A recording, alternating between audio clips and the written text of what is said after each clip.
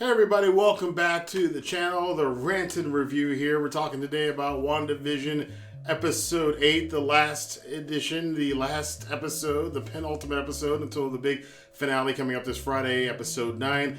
I wanted to talk about how much crazy crap continues to happen in WandaVision, and there's a lot, including the post-credit scene. So where we left off from episode 7 coming into 8, Wanda went into the basement.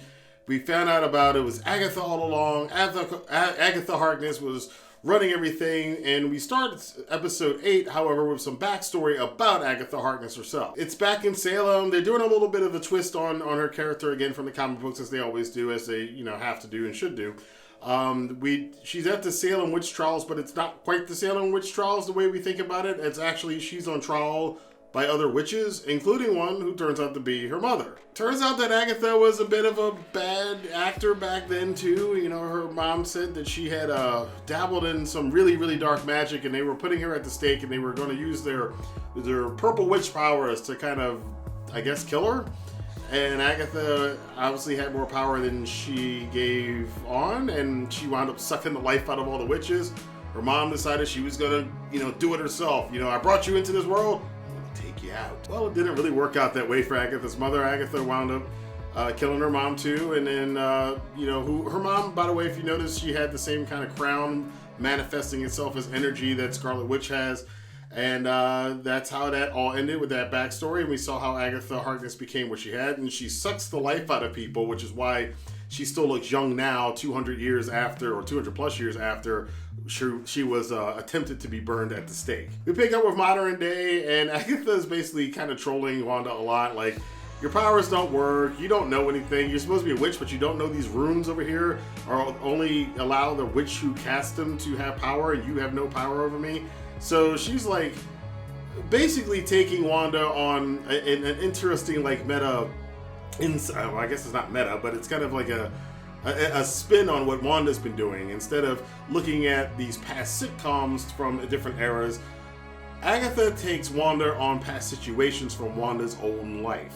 One of the first ones she gets to is the story that we heard in Age of Ultron that her and Pietro talked about how they saw that Stark bomb and they were waiting for it to go off. And, for, what was that, 6-7 years ago now, we thought, we knew that as the story of Wanda and Pietro, but we see a little bit more of it here. We see her father and his very nice family living in this small little apartment, and outside, there's all this terrible stuff and war going on in Sokovia. But the father gets all of these bootleg, which tends to happen in Eastern Europe and Russia up until this day. They get all these old American sitcoms and stuff, and the kids over there love them, especially Wanda.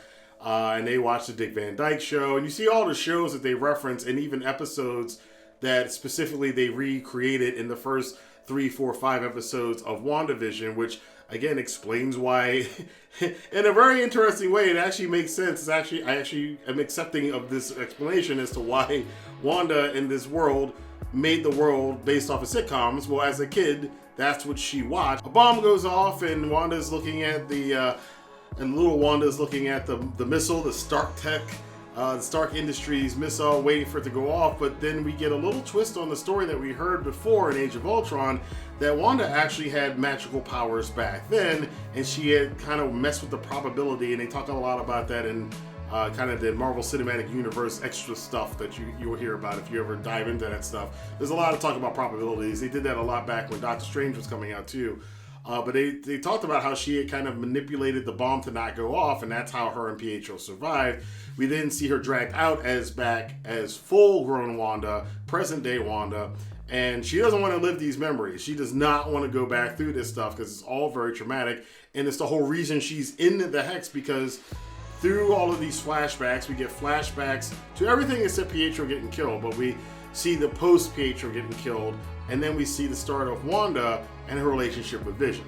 So much as the gag was in Civil War when Vision just walks through her wall, she's like, Vision, we talked about this. Well, we see the first time he did it when he was trying to check up on her, and he sits down with her, and she's, again, watching sitcoms here. They're kind of filling in for the fact that we haven't seen this so far, her obsession with sitcoms in the Marvel Cinematic Universe before, and they're taking us back and kind of re-establishing this, kind of retrofitting it.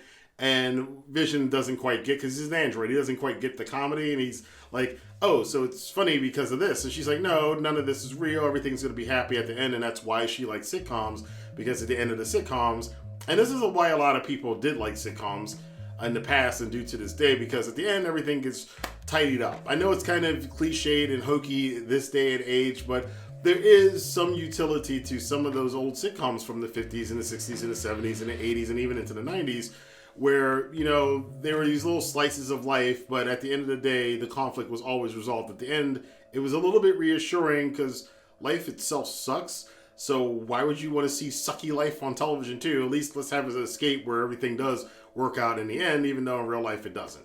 And that's really the theme what's going on with here with Wanda, and why she's created the Hex and why she's done the sitcoms and everything else.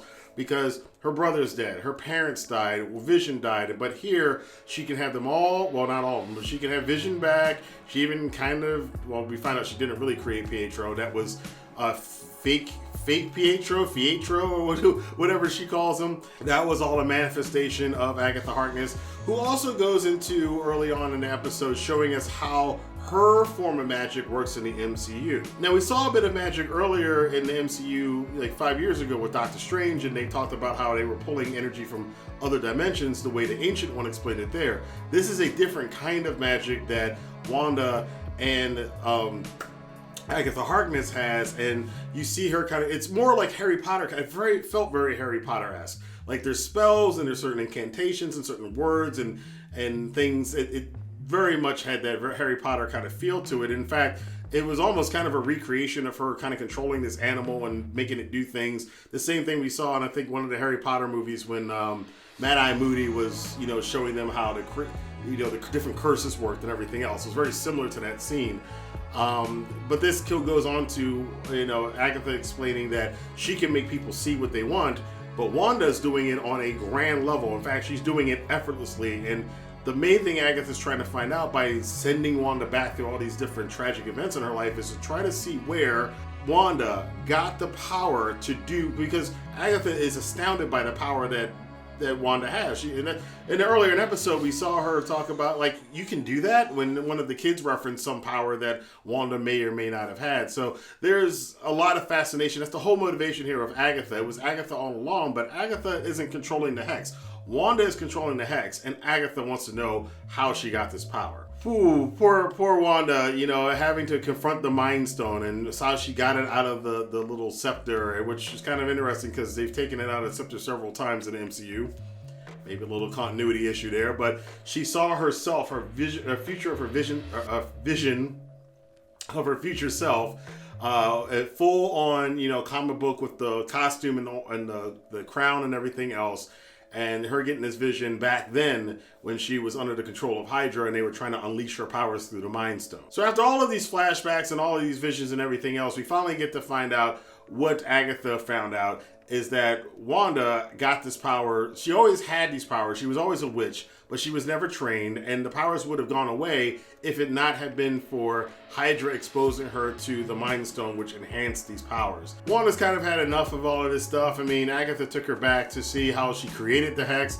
You know, we saw how she went back and talked to Haywood or whatever, the guy from S.W.O.R.D, and, you know, who's kind of a douche. And we find out a little bit more about how douchey he is, because she went back to go get Vision's body, and he basically said, well, you know, he's like worth $3 billion of vibranium. We're not going to let you just bury that in the ground. We want to, you know, use him because he's kind of property, which is hard for Wanda to kind of accept. And then she sees, he actually makes her look at the fact that they have taken apart his body, and kind of a gruesome scene. If it wasn't an android and this was a human body, it'd be terrible. But he basically forces her to watch the autopsy they're performing on Vision's body.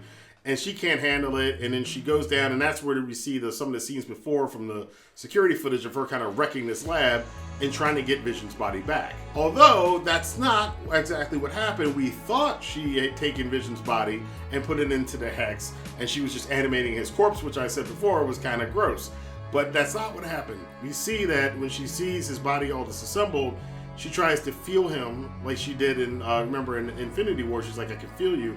She couldn't feel him anymore. She breaks down. She's like, I can't feel you anymore. And she left. She left the body. So the body that's in the Hex, she just created that out of her memories of Vision. She created Vision, and I guess she can do that. And then I guess this kind of explains why she could do that, but she couldn't bring back her parents, or she couldn't bring back Pietro. But she could bring back Vision, because Vision technically is an android. He's technically a machine, so she could kind of manifest that, whereas she couldn't just manifest bodies. And even Agatha Harkness said that she, the whole Evan Peters thing is kind of explained, because she's like, well, he really wasn't your brother, and apparently it was just some random guy who's played by Evan Peters. It's not the Fox Quicksilver, as we all kind of hoped and thought it would be, but it was just some guy, and but Wanda bought it just because Agatha made him say it. So she said, I couldn't bring back your actual brother because A, his body's on another continent, and B, it's kind of riddled with holes. So there is necromancy in the MCU, but that's not what happened with Quicksilver. And the Evan Peters Quicksilver is actually not the Quicksilver from the Fox Marvel Universe. It's just a little kind of mind screwing that Marvel's doing with us, knowing that it's just more for us as fans as opposed to people in the MCU itself. So after all this is done, Wanda's like, all right, I want my kids. And she goes to find her kids, and she's like, okay. She goes to get her kids, and she goes outside, and there's Agatha Harkness in her full witch regalia, and she's got these like little strands or cords wrapped around both of the kids' necks. She's like, your kids, because the kids were created by Wanda in the Hex. Now, they still haven't explained how that was possible, and how the kids aren't under control like everybody else is. But Agatha Harkness has them, and she then unveils the big reveal. She's like, there's only one witch in history. You're not even supposed to exist, but apparently you are, and we hear it for the first time in the Marvel Cinematic Universe.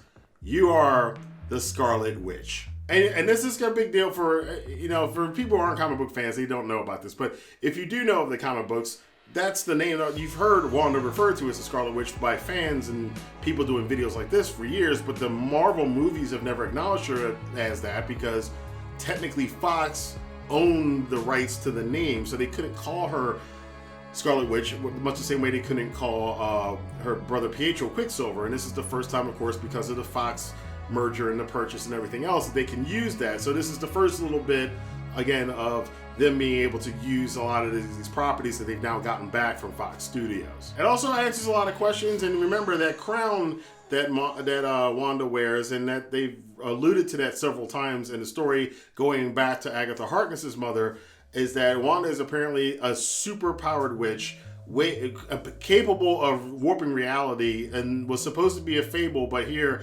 Agatha Harkness has seen this actual fable in real life, and she's not too impressed by it, because all she sees is a little girl who has problems and probably needs some counseling time because of all this tragedy she's lived through, who winds up using all this great power just to have reruns of 50s and 60s and 70s sitcoms starring the people from her life that she lost or that she wants to have. And of course, there is a post-credit scene, because we are doing that now on WandaVision, and this one's a doozy because another comic book callback. We see back at S.W.O.R.D, Hayward has taken that missile that he tried, that actual drone that he tried to have go in a couple episodes ago and kill Wanda, and she brought it back out and threw it at him. Well, it still was crackling with her power, and they have used the power that was contained within that drone that came out of the Hex as the last piece to put Vision's real body back together, because they haven't been able to put it together, and Wanda unwittingly has given them the ability to do that, and now we have a reanimated Vision, but it is a white Vision. And if I don't read a lot of the comic books. I know the general story of a lot of these things, but I do remember the white Vision thing, and this was, akin to what happened in the comics. And if they stay with that, the white Vision from the comics came back and was not the Vision that they knew before. He was kind of this cold, kind of unfeeling android kind of thing. And I'm expecting that's the same thing they're kind of going to do here. And I guess in episode 9, we're going to have a showdown between between Wanda and Agatha Harkness, and I'm sure that Monica Rambeau is going to be involved in that. And we're probably going to have a showdown between Wanda's version of Vision and the new white version, the real version of Vision that's come, the reanimated corpse Vision that's going to come into the Hex. And I think this is living up to what everybody's saying, is that episode 9 is going to be absolutely insane. So that's my review and recap of WandaVision episode 8. Learned a lot in this episode. They've been And again, the way they structured this series has been really good. If you haven't watched any of these episodes, I'm telling everybody, you may have been turned off by episode 1 and 2 because you're like, what the hell is this? But it pays off to watch this thing. They have done a masterful job of pacing this whole series. It's fantastic. I definitely suggest you watch it. But I want to know what you guys think about this. What do you think we're going to see in the final episode, the season finale of WandaVision? I don't really see them doing a season 2. I don't know how you would or why you would want to try to do that. I think this is played out as a singular experience very well. But I want to know what you guys think about there possibly being a season 2. Do you think that Wanda's kids are going to make it out of this alive? What do you think is going to happen with the Hex? Is it going to get destroyed? Or is Wanda going to expand it and that's how we're going to get mutants? What do you think about some of the big reveals from Agatha Harkness about Wanda's past and some of the things that we thought that are different than what we thought they were? Let your voice be heard in the comment box below. Until then, I will see you guys for more news, rumors, and reviews here on the Rantin Review. Have a good day.